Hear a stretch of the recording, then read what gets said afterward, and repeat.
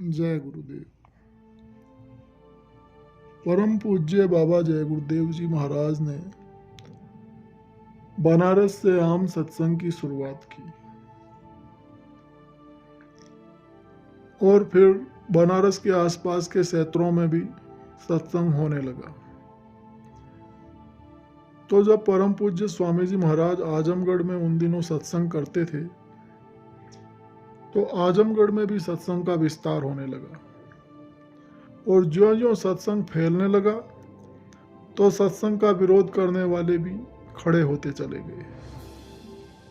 तो उन दिनों आजमगढ़ में एक साप्ताहिक अखबार छपता था जिसका नाम था राष्ट्रदूत और उसे छापने वाले थे शीतला प्रसाद त्रिपाठी। उनका एकमात्र लक्ष्य रुपया कमाना था। वे अपने अखबार में कभी किसी अधिकारी के खिलाफ तो कभी किसी अधिकारी के खिलाफ कुछ न कुछ छापते रहते थे। उसके खिलाफ छापकर फिर वे उस अधिकारी से संपर्क साधते थे, तब वह उन्हें कुछ रुपया देता था, तब वे फिर दूसरे अंक में उसके पक्ष में छाप दिया करते थे। तो इसी उद्देश्य से उन्होंने एक बार परम पूज्य स्वामी जी महाराज के खिलाफ भी खूब उटपटांग बातें अपने अखबार में छापी। तो शहर भर में स्वामी जी महाराज के खिलाफ लोग खड़े हो गए। स्वामी जी महाराज के और सत्संग के लोग इतने विरोधी हो गए, इतना विरोध हुआ कि रविवार और गुरुवार के सत्संग में सत्संगी जब जाते तो लोग उन पर बड़ी ही उटपटांग फप्तियां कसते थे, कंकड़ फेंकते थे।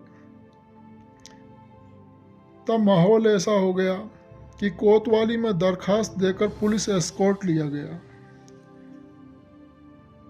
तो जो पुलिस एस्कॉर्ट लिया तो वो इतवार को खत्री टोला के सत्संगियों को पांडे बाजार तक पहुंचाता और गुरुवार को पांडे बाजार के लोगों को खत्री टोला तक पहुंचाते थे।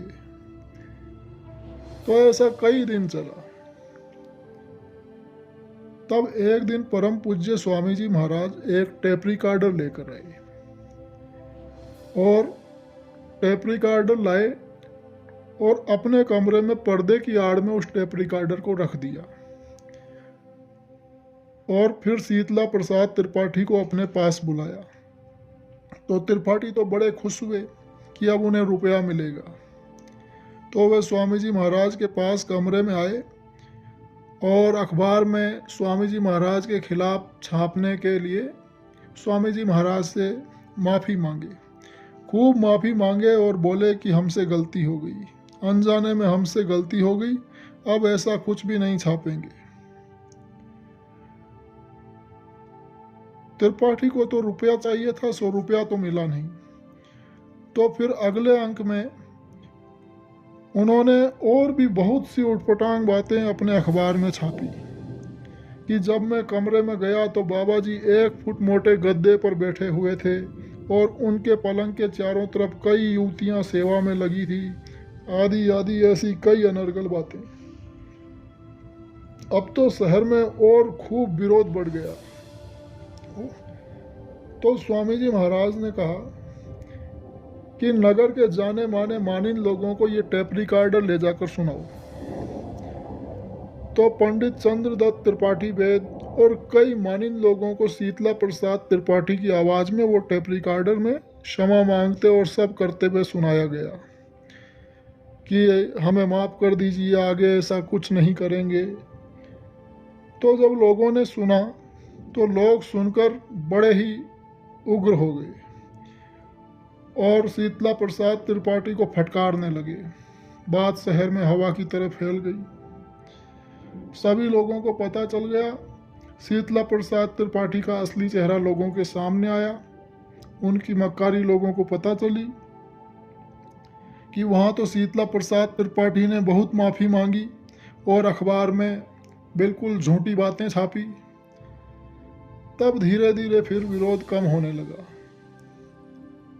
तो स्वामी जी महाराज ने अपने सत्संग में फिर कहा कि नगरवासी समझदार हैं, वे कम से कम अपनी लड़कियों को बदनाम करने से बचाएं कि उनकी ही लड़कियां और परिवार के लोग ही सत्संग में आते हैं और कोई व्यक्ति उन्हीं के बारे में ऐसी अनर्गल बातें प्रचारित करता है,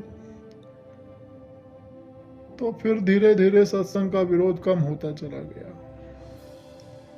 जय गुरुदेव।